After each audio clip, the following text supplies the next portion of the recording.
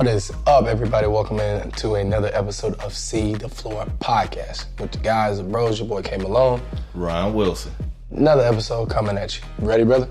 Let's get it.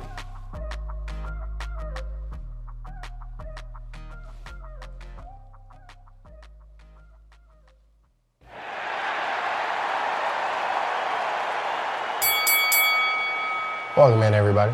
See the Floor Podcast. I mean, can I introduce myself by my Instagram name? Like, go ahead. You know, your boy K. Malone, B_great, K-A-E.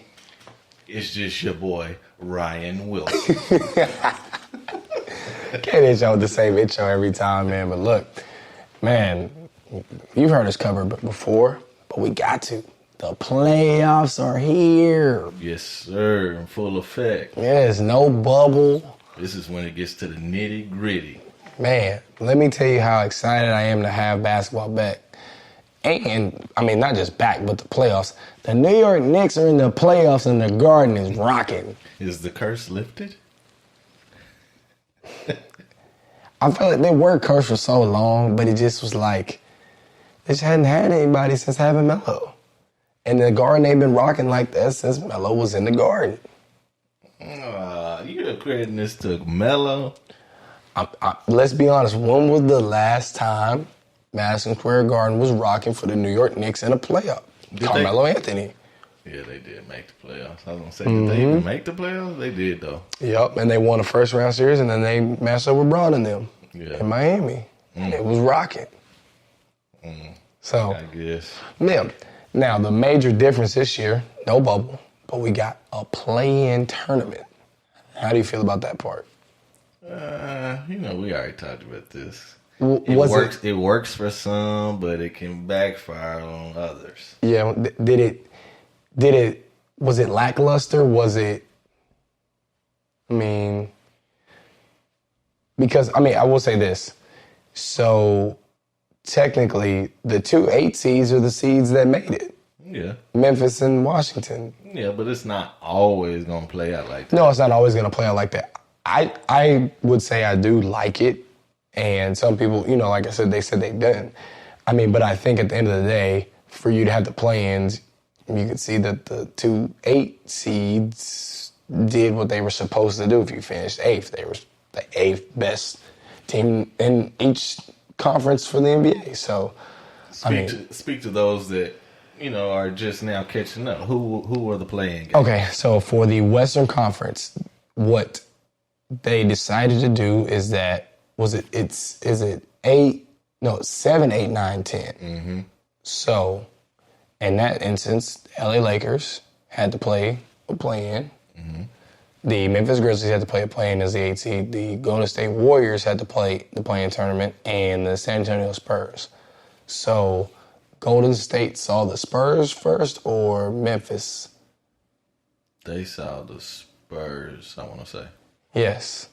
So, Memphis took care of their business. It was Bron and them that had to do battle, in which we did end up getting an epic game. Yeah. With the Golden State Warriors for Bron and them to see who would get in. So. Let's go ahead and speak on that. These LA leakers. How they finagling the system. Are you talking about both LA teams? No, I'm talking about the Lakers. Oh, okay. Sitting out games. Mr. Fresh Legs. Who's talking about Bron? Bron and AD. Why would you not save them? Conspiracy. What conspiracy would there be, my friend? They saving their legs. Play the full season. Bron had a high ankle sprain. Come on now. Have you ever had a high ankle sprain? Yes. How long? Come on now. You were out at least, how long? This was ages ago. So with everything they have now, come on now. He missed 14 games. Exactly. You don't think he could have come back before that? He could have, but that's not smart, though. Okay. It's not smart. Yeah. From a strategic standpoint. But business moves need to be made. Yeah. But anyway. I'm just saying. AD's injury was legit. You know, you don't want to try to come back from a strained calf, almost lower or high Achilles type injury. Yeah. So, besides, I think for a lot of teams, I think sometimes you need that to happen though, to not have your best players. So going into the playoffs, guys that are expected to sometimes produce, that they're really ready for that moment. Yeah.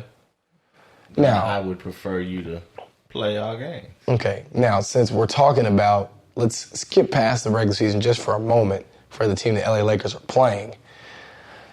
Chris Paul, I've loved you. I've stood by you. I've gone to war as to say how good you really are. I just can't. I can't do it no more, CP3. I can't. You keep getting hurt in the playoffs. I can't. What else you want me to do? I done studied your film. I done bought the shoes. Somebody help me. Man. Help me. CP. It comes to those playoffs. That boy just... I don't even want to check the score of the game to see if he's playing tonight. Just the man just can't get right in the playoffs. It's really a sad thing to see. Man, because a lot of times in the playoffs he plays his best basketball. Yeah. He's really one of those guys, like when the lights are on, he will perform. I will say though, Cameron Payne, he's stepping up to the plate. And if y'all don't know, me and my family, we have a love-hate for Cameron Payne. We like Cameron Payne a lot. We sat there and watched the NBA draft when he came in the draft in 2014, and we all jumped out of our seat because we thought we were watching my film. Especially this guy, where I've never seen him be my biggest cheerleader. I was like, what? But he getting the work. Yeah. So, hey, and then that's what you got to do, and that's what is great about sports in general. You know, we cover March Madness. The moments that we got from March Madness is great. What you get from, collegiate football at the end, but the NBA playoffs is real special too. Yeah. And so it gets, to me, and I love this part of it when all the games are on, because now every single night I'm like, ooh, I got to get home so I can watch. There's 3 games to watch. Yeah. And it's supposed to be the best version that we get of the NBA, because we know in the regular season, it's about 50 games, 60 game stretches they are really going at it. Yeah. And there's a little lull in there. Yeah. It's a little boring. To kind of pivot, we'll come back, but we was talking about playing games. Yeah. What do you think about Klay Thompson's statement What'd he say? About next season? I don't know what he said. He basically was just saying, don't worry, we're not done, we're coming back. Him specifically. I would definitely feel that way. The one thing I would say, I think Klay being hurt has a point to prove, and I think that he feels like people have written off Golden State. And, let's be honest, Steph has played at an MVP type level, the games he's been available for, and he really has shown that he can kind of lead a team, but the way the NBA is, you got to have 2. If you don't have 2, excuse my, you SOL almost. But do you think Klay Thompson is the caliber of player? Yes. I'm not to even be let able you to make that kind I'm of not statement? even let you finish that statement. Seriously? Yes. He's a shooter. He is the most efficient scoring shooter the NBA has ever seen, in terms of he can really affect the game, and he really is a master of coming off screens and setting people up.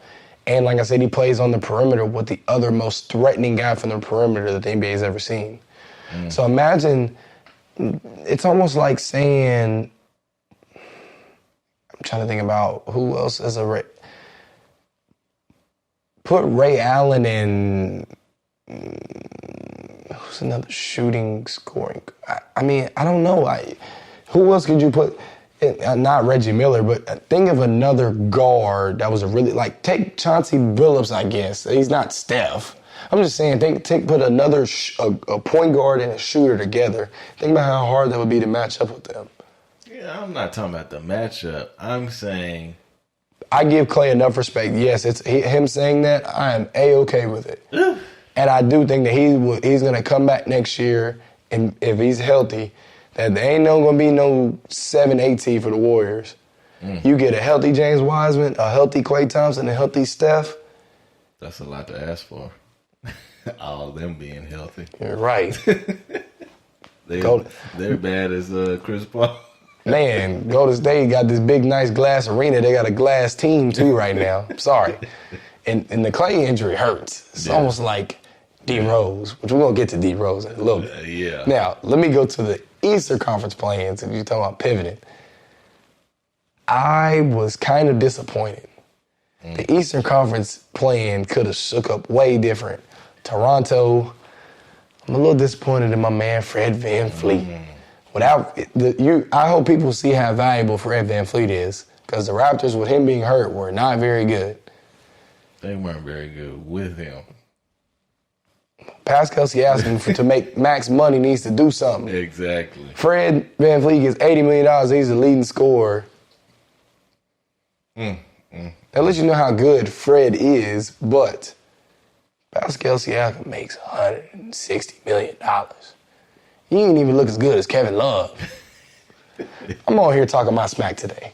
I see that. You want all the smoke. I do. Okay. Let's give it to them, folks. Hey, can we have an episode for them and their shenanigans? I'm just saying. For all those that watch All the Smoke, you already know. Yeah. But them, I really thought that, I thought Charlotte, LaMelo Ball getting hurt really affected them down the stretch.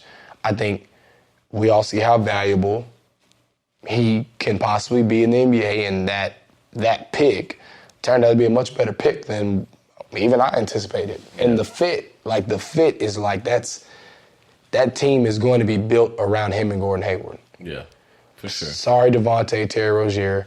Obviously, P.J. Washington and Miles Bridges go, great with them because you got guys that can run the floor for LaMelo. But that's going to be his team.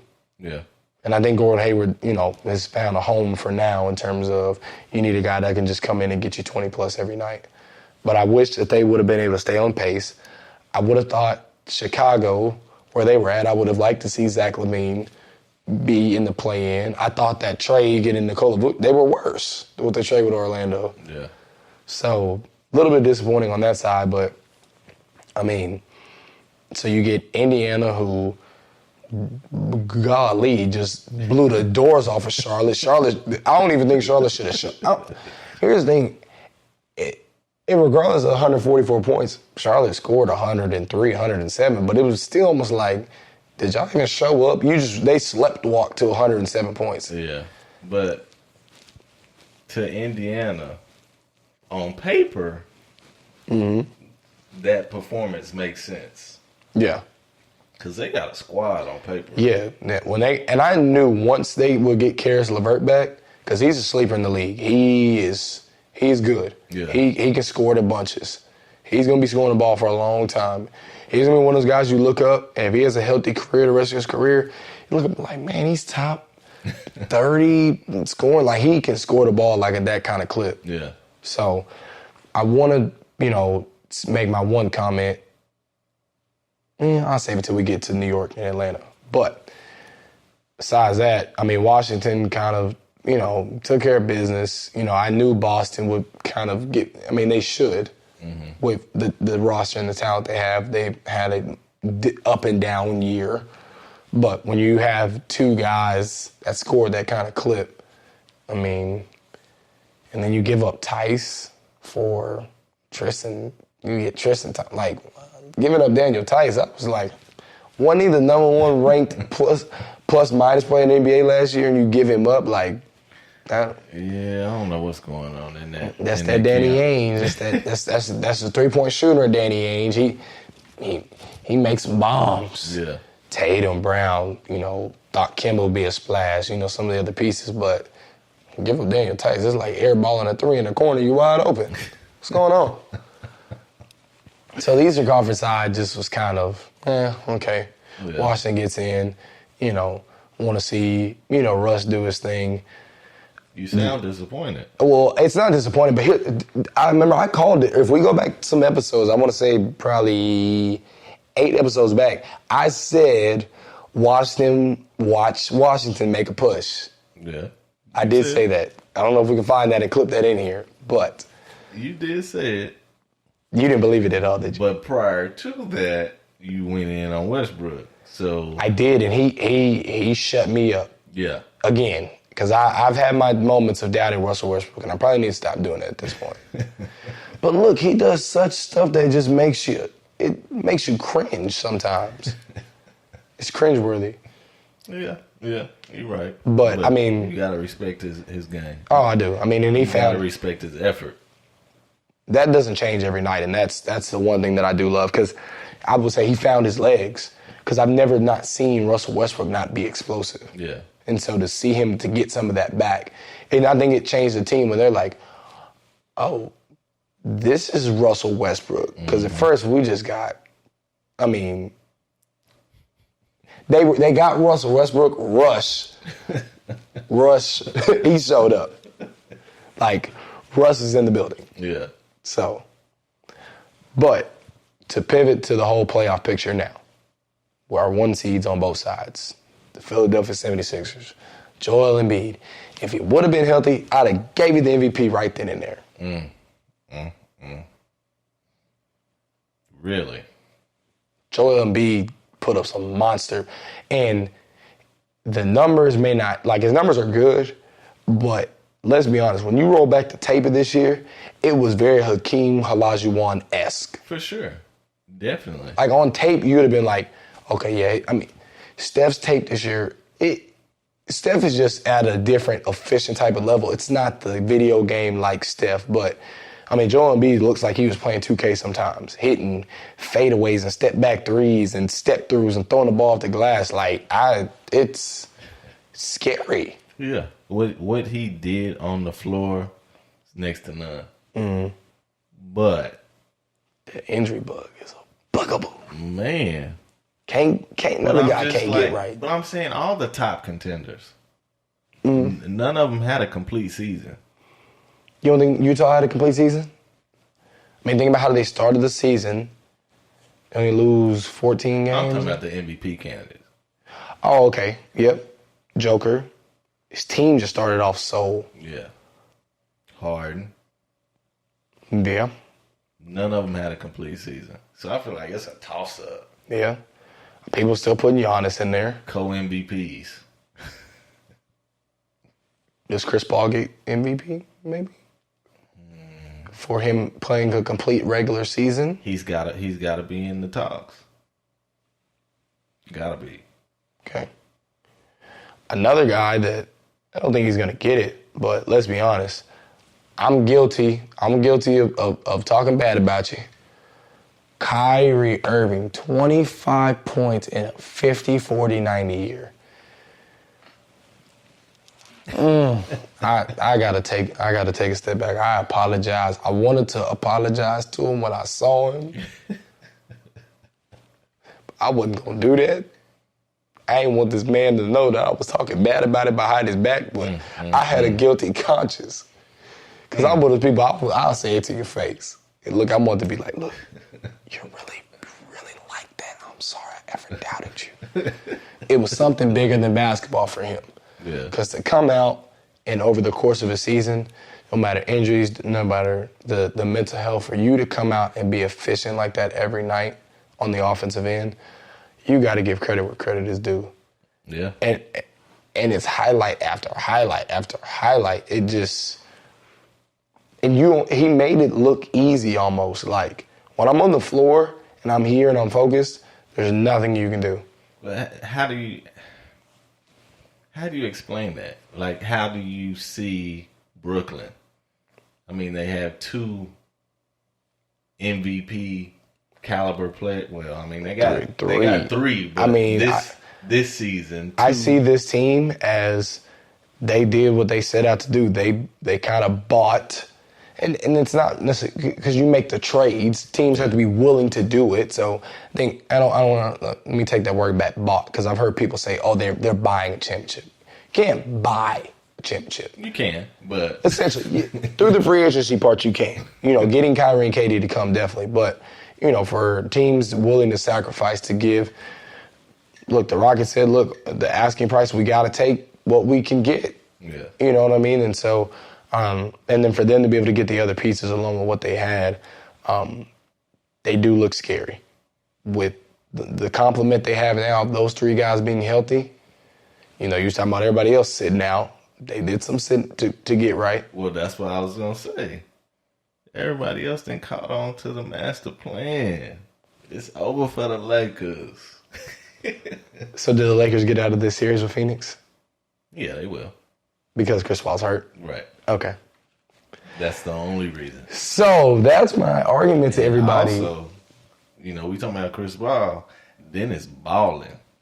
Oh, Dennis, I mean. He coming off COVID with a vengeance. Yeah. So does that move of getting Dennis and letting go of Rondo, is that like that was the right move? I don't think it's an even trade, but it's working. I Okay. mean, what they're doing with Dennis works. Yeah. But what they did with Rondo works too. Yeah. So Is that the LeBron effect, or is that just having two different style of point guards, but just two very, very good players that complement his style? I don't know. I just feel like Dennis has a confidence about himself that just... He does. And he had it in Atlanta, and it just was different. Was different. I do want to touch on our 1 seed in the West, Utah Jazz, again, you know, because, like I said, they were the most consistent all year. You know, just it's team basketball. Donovan Mitchell does what he does on a night-and-out basis.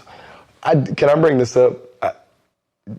When we were at the house, did we not have an argument over, was it Donovan Mitchell and Bradley Beal? Mm-hmm. Was it you or OG that was saying they'll take Donovan Mitchell over Brad Beal? I said that. Would you like to retract that statement, or you would still take Donovan Mitchell over Bradley Beal after now how the season has played out? I mean, I can't base it off of one season. Let's be honest. Bradley Beal could score that thing. Brad Beal is a... He can. And I would never take that away from him. But you would still take Donovan Mitchell? Right now, yeah. Brad Beal, I'm rocking with you, big homie. I just feel like he brings more. I think Brad Beal still has... He does, but until he reaches that, I mean... I think it's he can put the ball in the hole, yes. But I feel like Donovan brings more. As of right now, I don't think this is the last time Brad Beal will be the leading scorer in the NBA, the way he's playing right now. Well, he might end up one or two more scoring titles. Yeah. Just because of the fact of the way the league is shaped up. Like, right now, he's the one guy that outside of... Oh, I take that back. I think Steph ended up... I take that back. I'm sorry. I had to... Steph ended up passing him. I think Steph ended up being the NBA leading scorer. Yeah. So I wanted to, I got to make sure I get my facts right. But I was like, oh, no. Brad Beal will have one scoring title, at least, the way he's scoring the ball. Well, yeah, with all the old heads phasing out. Possibly. But, I mean, Utah, you might end up having two guys. So on that team, do you have to give one guy, do you have to give Donovan Mitchell first team All-NBA because they were the best? I would say him and Rudy Gobert should both be second team All-NBA. Yeah. So you'll have probably two All-NBA guys. Jordan Clarkson, sixth man of the year. Literally took a page out of JR's book and was like, I'm going to run with it. Let's go ahead and address that. Oh, Jordan Clarkson? And D Rose. I'm going D Rose. As what? My sixth man. No, Jordan Clarkson already won it. I know. Why would D Rose? No. I feel like D Rose. D Rose will get comeback player of the year this year. Well, yeah. But I'm saying D Rose, because they were in the running together. Like, those were the conversations. I thought it was Clarkson and not Lou Will. I can't remember.